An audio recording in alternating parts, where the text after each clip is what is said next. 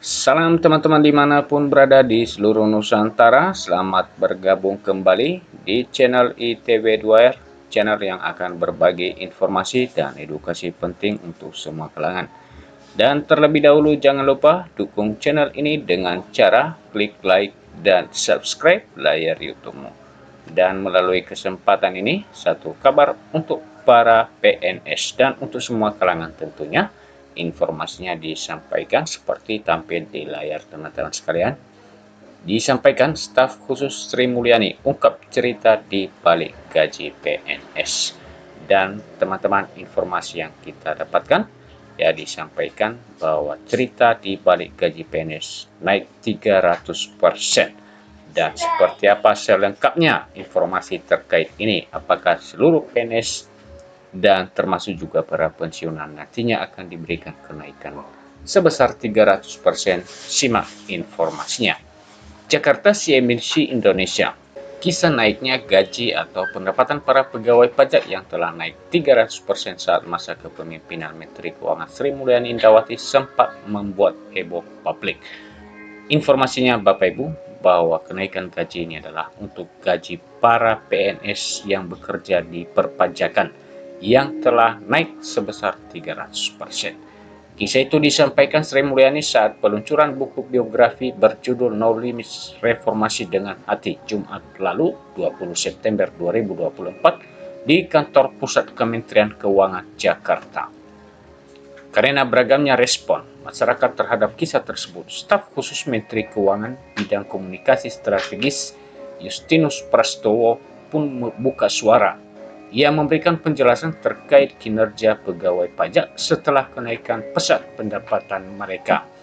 Diskusi narasi framing dan judgement telah melebar dan melenceng dari konteks dan substansi diskusi. Saya terpanggil meluruskan agar perjalanan bangsa ini dapat dipahami generasi muda secara utuh, ucap Prastowo dikutip dari keterangan tertulisnya.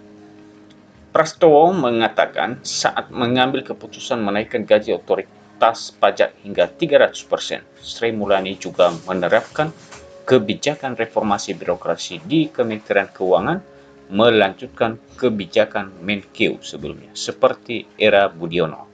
Saya pun menjadi saksi reformasi birokrasi dan reformasi sektor perpajakan di era Presiden SBY dilakukan secara mendasar dan menyeluruh di bawah duet Menkeu SMI dan Dirjen Pajak Darmin Nasution, ucap Prastowo, yang mengungkapkan Sri Mulyani kala itu tak sekedar menyesuaikan take home pay pegawai, tetapi juga merombak sistem pelayanan, memodernisasi kantor pajak, merevisi undang-undang perpajakan, membangun unit kepatuhan internal, pedoman kode etik, dan rasionalisasi maupun optimalisasi target penerimaan.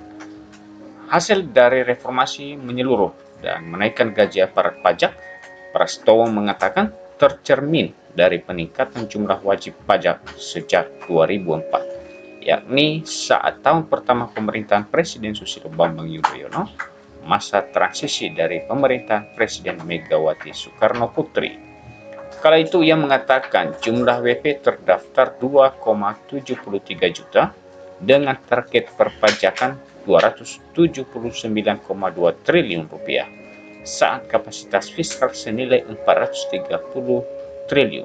Lalu pada 2014, yaitu akhir pemerintahan Pak SBY dan transisi ke pemerintahan Presiden Joko Widodo, jumlah WP terdaftar 30,57 juta dengan target perpajakan 1.246,1 triliun rupiah saat size APBN 1.876,9 triliun.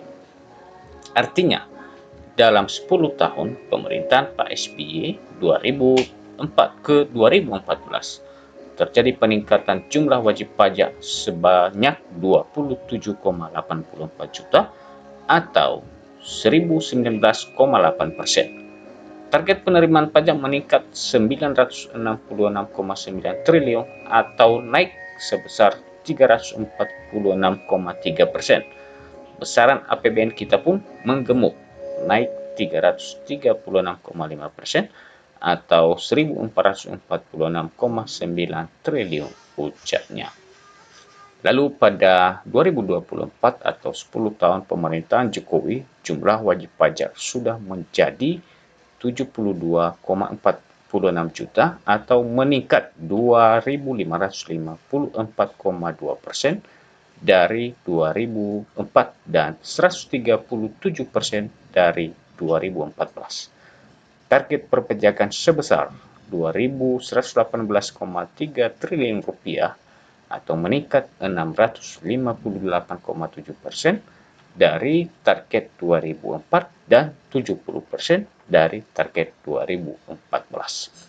Size APBN sebesar 3.304,1 triliun rupiah atau naik 668,4% dari size 2004 dan 76% size 2014.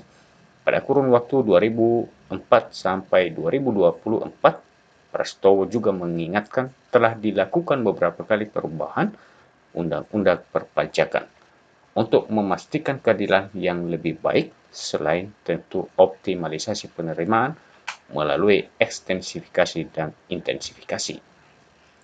Paket perubahan Undang-Undang tahun 2007 sampai 2008 yang disertai program Sunset Police, lalu program Reinventing Police tahun 2015, Undang-Undang 11 tahun 2016 tentang pengampunan pajak dan diikuti program Tax Amnesty, lalu Undang-Undang Nomor 9 tahun 2017 tentang penetapan Perpu Nomor 1 tahun 2017 tentang akses informasi keuangan untuk kepentingan perpajakan menjadi undang-undang yang membuka pintu bagi transparansi selaras dengan inisiatif global. Pada 2021 ditetapkan Undang-Undang Nomor 7 Tahun 2021 tentang harmonisasi peraturan perpajakan yang mengatur integrasi NIK dan NPWP. Kenaikan tarif untuk wajib pajak super kaya, penyesuaian tarif PPN, fasilitas PPA UMKM, dan berbagai penyempurnaan menyesuaikan dengan dinamika perpajakan global dan domestik. Pada 2022, dijalankan program pengungkapan sukarela yang menjadi kesempatan terakhir sebelum masuk era transparansi penuh. Di akhir pemerintahan ini pula, Cortex System yang akan menjadi game changer perpajakan Indonesia dituntaskan. Tentu ini buah kerja keras bersama seluruh pemangku kepentingan dan masyarakat. Upaya Semper Reformanda, perbaikan terus-menerus dan diharapkan meluas dan menyeluruh. Tentu masih banyak pekerjaan rumah yang belum terselesaikan, tegasnya. Dan teman-teman sekalian, itulah cerita di balik kenaikan gaji PNS. Pajak naik sebesar 300%.